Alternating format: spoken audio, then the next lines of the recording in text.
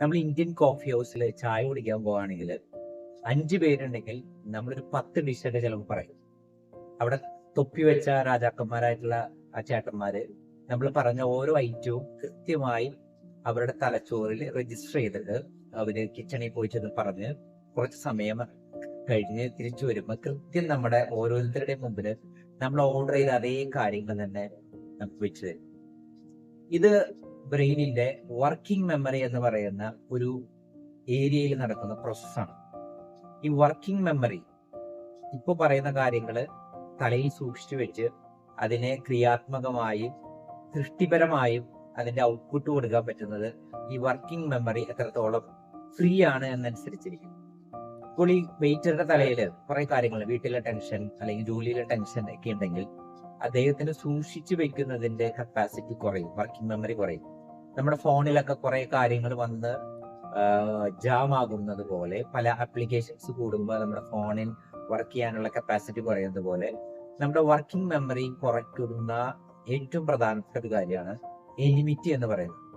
മറ്റുള്ളവരോട് നമ്മൾ ശത്രുത സൂക്ഷിച്ചു വെക്കുക, വിദ്വേഷം, വൈരാഗ്യം, ഇതൊക്കെ നമ്മുടെ തലയിൽ വെച്ചാൽ, ഒരു വ്യക്തിയോടായിരിക്കാം, പ്രസ്ഥാനങ്ങളോടായിരിക്കാം, ആരോടായിരിക്കും കൊള്ളട്ടെ, ഇത് നമ്മുടെ തലയുടെ ഉള്ളിൽ വെച്ച് കഴിഞ്ഞാൽ 24 മണിക്കൂർ നമ്മുടെ ഉള്ളില് ഏറ്റവും കൂടുതൽ മെമ്മറി കൺസ്യൂം ചെയ്യുക ഈ വിദ്വേഷമായിരിക്കും. നമുക്ക് ക്രിയാത്മകമായിട്ടൊന്നും ചെയ്യാൻ പറ്റില്ല.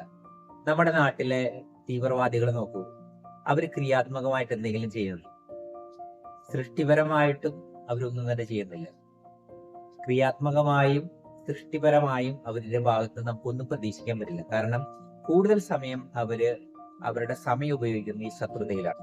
ഇത് തന്നെയാണ് മത തീവ്രവാദികളാകട്ടെ, വർഗീയവാദികളാകട്ടെ, അക്രമ രാഷ്ട്രീയത്തിൽ ഉൾപ്പെട്ടിരിക്കുന്ന ആളുകളായിരിക്കട്ടെ, ഇവരെല്ലാവരും അവരുടെ ജീവിതത്തിന്റെ നല്ലൊരു ശതമാനവും ശത്രുക്കളെ എങ്ങനെ ഇല്ലായ്മ ചെയ്യാം, അവരെ എങ്ങനെ കരിവാഴ്ത്തേക്കാം, അവരെ എങ്ങനെ മോശമായി ചിത്രീകരിക്കും, ഇതായിരിക്കും അവർ ഏറ്റവും കൂടുതൽ സമയം ചിന്തിക്കുന്നത്. ഇങ്ങനെ ചിന്തയ്ക്ക് വേണ്ടി ഇത്രയും സ്പേസ് നമ്മുടെ വർക്കിംഗ് മെമ്മറിയിൽ നമുക്ക് ഉപയോഗിക്കുമ്പോൾ നമുക്ക് ഇങ്ങനെ ചിന്തയ്ക്ക് വേണ്ടി നമ്മുടെ വർക്കിംഗ് മെമ്മറിയിലെ കപ്പാസിറ്റി ഏറ്റവും കൂടുതൽ ഉപയോഗിക്കുമ്പോൾ പ്രത്യേകിച്ച് ഒരു ഔട്ട്പുട്ട് നമ്മുടെ ജീവിതങ്ങളിൽ നിന്ന് വരില്ല എന്നുള്ളതാണ് ഏറ്റവും പ്രധാനപ്പെട്ട ഒരു കാര്യം.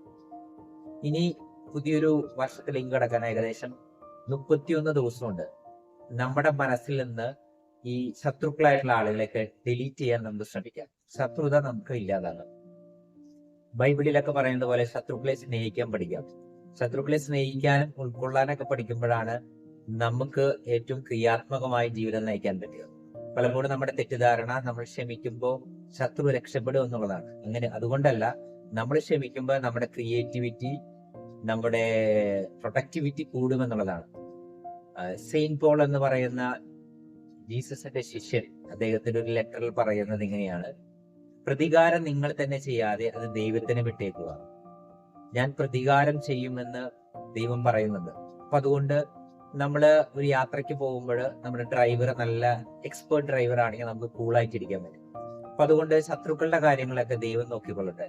നമ്മുടെ മൈൻഡ് ഫ്രീ ആക്കി, കൂളാക്കി, നല്ലൊരു പ്രൊഡക്റ്റീവ്, ക്രിയേറ്റീവ് 2026 വേണ്ടി ഇപ്പോഴേ നമുക്ക് ഒരുങ്ങി തുടങ്ങാം.